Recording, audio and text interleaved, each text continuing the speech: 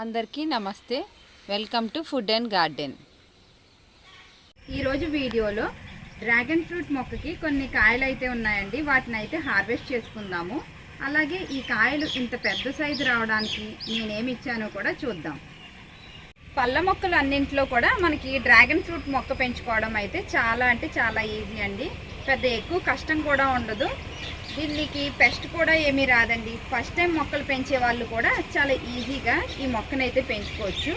Dragon fruit మొక్కకి ఎక్కువ ఎండ తగిలే ప్లేస్లో పెట్టుకోవాలి. తక్కువ ఎండ తగిలే ప్లేస్లో పెట్టుకున్నామంటే, నీడగా ఉన్న ప్లేస్లో పెట్టుకుంటే ఏమవుతుందంటే కాయలు అనేవి సరిగ్గా రావు. కాయలు ఒకవేళ వచ్చినా కూడా పెద్ద సైజు అయితే అవ్వవు. అదే మనం 8 నుంచి 10 గంటలు ఎండ తగిలే ప్లేస్లో పెట్టుకున్నామంటే కాయలు మనకి మంచి సైజు అనేది వస్తాయి. డ్రాగన్ ఫ్రూట్ మొక్కని మనం పెంచుకోవాలి అనుకున్నప్పుడు నర్సరీలో కానీ లేదంటే మనం ఎవరి దగ్గర అయినా కొమ్మల ద్వారా కూడా మనకి ఈ డ్రాగన్ ఫ్రూట్ మొక్కనైతే పెంచుకోవచ్చండి. ఈ మొక్కని మనం సీడ్స్ నుంచి పెంచుకోవచ్చు. అలాగే ఇలాంటి స్టెమ్ కటింగ్స్ ద్వారా కూడా మనం ఈ డ్రాగన్ ఫ్రూట్ మొక్కని పెంచుకోవచ్చు. సీడ్స్ నుంచి పెంచుకుంటే మనకి కాయలు అనేవి త్వరగా రావు. ఇలా స్టెమ్ కటింగ్స్ ద్వారా పెంచుకోవడం వల్ల మనకి కాయలు అనేవి త్వరగా వస్తాయి. మనం స్టెమ్ కటింగ్స్ కూడా ఎలాంటివి పెట్టుకోవాలి అంటే, ఇలా సన్నగా ఉన్న స్టెమ్ కటింగ్స్ అనేవి పెట్టుకోకుండా, చూసారా ఇక్కడ ఎంతలా ఉందో, ఇంతలా ఉన్న స్టెమ్ కటింగ్స్ని పెట్టుకోవడం వల్ల మనకి మొక్క అనేది చాలా బాగా ఎదుగుతుంది. కాయలు కూడా త్వరగా వస్తాయి. ఈ డ్రాగన్ ఫ్రూట్ మొక్క పెట్టుకున్నప్పుడే సపోర్ట్ అనేది ఇవ్వాలి. కింద చూసారా ఈ సైడ్ అనేవి ఎక్కడ కూడా మనకి ఒక లెవెల్ వరకు సైడ్ బ్రాంచెస్ అనేవి రాకుండా చూసుకుని, పైన మనం ఎక్కువ బ్రాంచెస్ వచ్చేలాగా చూసుకున్నామంటే మనకి ఎక్కువ కాయలు అనేవి వస్తాయి.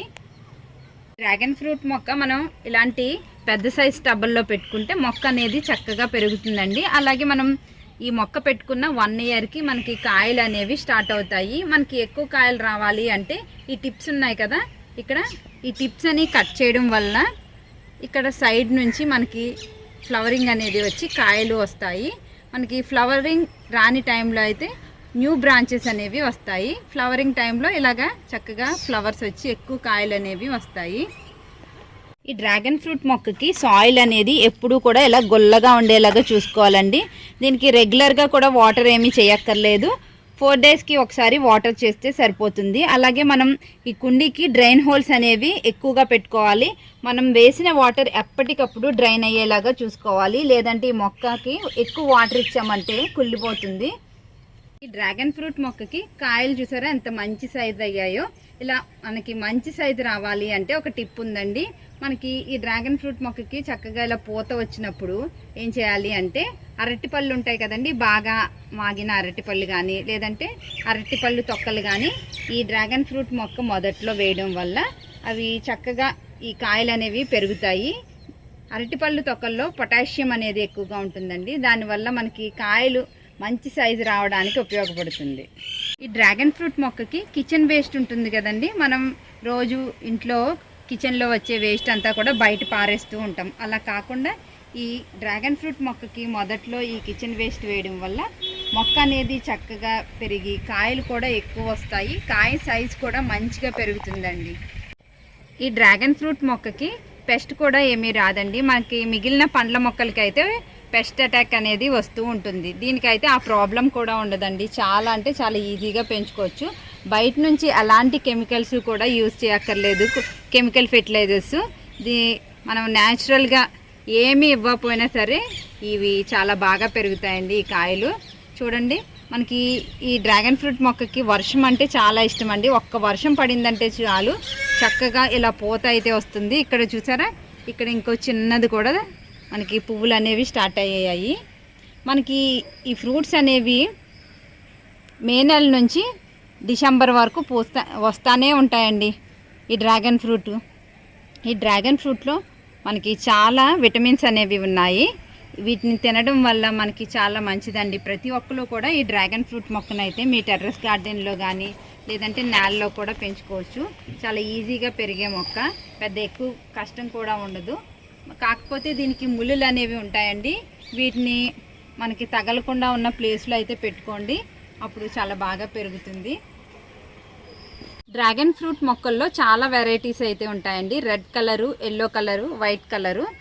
ఇవి తినడానికి కూడా చాలా టేస్ట్ అయితే ఉంటుంది. అన్నిటిలో కన్నా మనకి పింక్ కలర్ వెరైటీ అయితే చాలా టేస్టీగా ఉంటుంది. నా దగ్గర ఉన్నది అయితే ఈ పింక్ కలర్ వెరైటీ అండి. మనకి ఈ డ్రాగన్ ఫ్రూట్ అనేది బయట అన్నిటికీ కూడా ఇలా పింక్ కలర్లోనే ఉంటుంది.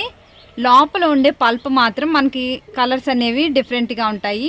ఇది అయితే పింక్, లోపల పింక్ ఉంటుంది. అలాగే వైట్ కూడా ఉంటుందండి లోపల పల్పు.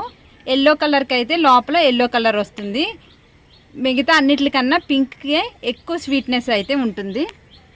ఈ డ్రాగన్ ఫ్రూట్ మొక్కకి సపోర్ట్ అనేది కంపల్సరీ ఇవ్వాలండి. లేదంటే మొక్క చాలా వెయిట్ ఉంటుంది, ఇలా పడిపోతూ ఉంటుంది. ఇలా తాళ్ళుతో అయినా కట్టుకోవాలి, లేదంటే మనకి ఇలాంటి ఈ పైప్స్ ఉంటాయి కదా, దాంతో అన్నా సపోర్ట్ ఇచ్చి మనం ఈ మొక్కను పెట్టుకోవాలి.